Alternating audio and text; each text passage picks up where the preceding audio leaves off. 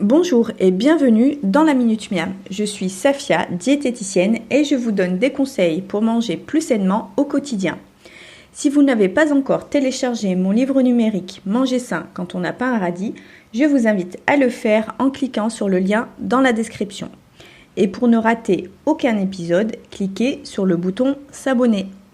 Aujourd'hui, nous allons parler du beurre et comment bien le consommer.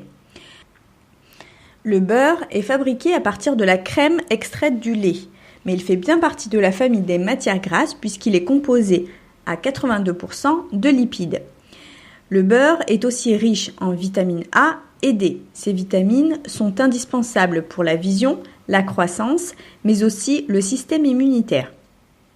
Le beurre contient également des acides gras dits saturés, qui peuvent être néfastes pour la santé s'ils sont consommés en trop grande quantité. Le beurre a donc sa place dans l'alimentation, mais de façon modérée. Quels objectifs nutritionnels peut-on se fixer par rapport à la consommation de beurre ? L'utilisation du beurre en cuisson est à éviter. En fait, il ne faut pas dépasser la température de 130 degrés, car au-delà, le beurre commence à fumer et il se forme des composés toxiques. Le beurre n'est donc pas la matière grasse la plus adaptée à la cuisson. Il faut l'utiliser de préférence cru sur des tartines par exemple ou fondu sur une préparation chaude. Une noix de beurre sur des pâtes ou sur des légumes cuits. Dernier conseil, peut-on utiliser du beurre allégé ?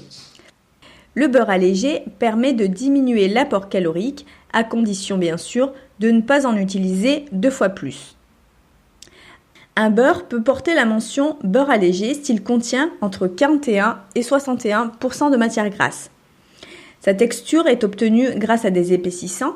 Si sa composition en matière grasse est inférieure à 41%, il porte alors la mention spécialité laitière à tartiner allégé. Et il ne peut pas être utilisé cuit. Mon conseil personnel concernant le beurre, je préférerais consommer du vrai beurre avec le goût qui va avec, plutôt qu'un beurre allégé qui n'a pas de goût et pas de texture. Je vous dis à très bientôt dans un prochain podcast. Si d'ici là vous avez des questions, n'hésitez pas à le faire en commentaire. À très bientôt.